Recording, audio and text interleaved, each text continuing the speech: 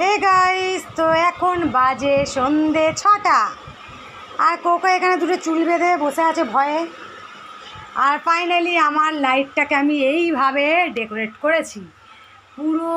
এই দেখো, এই দেখো, এইভাবে সিলিংয়ের মধ্যে লাগিয়ে দিয়েছি।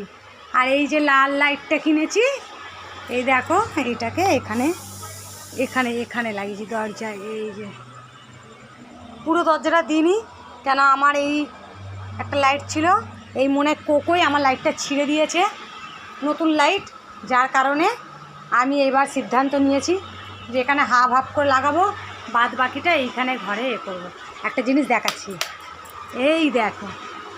আর ওটা তো ঝিকমিকি ঝিকমিকি, ওটা বাইরে, আর এইটা হচ্ছে ঘরে। সব থেকে বেস্ট আমার লেগেছে হচ্ছে রান্নাঘরটা।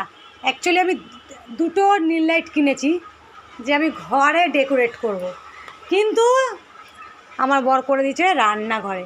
এখন একটা লাইট তোলা আছে, আর আমি এই লালটাই মানে আমি চেয়েছিলাম নীল কালারের পুরো লাইটটা পুরো ঘর জুড়ে আমি দেবো। আমার খুব ভালো লাগে নীল কালার লাইটটা। তো চলো, এখানে কোকো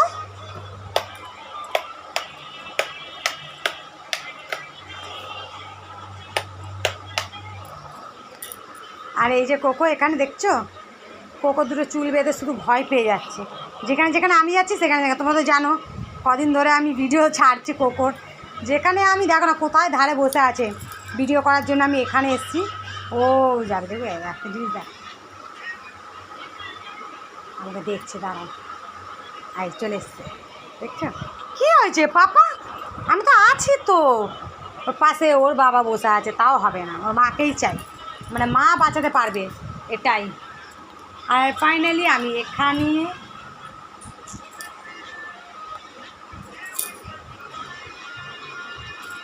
তো চলো, টাটা, বাই বাই সবাইকে বলি। আচ্ছা বলে দাও তোমরা গুড নাইট।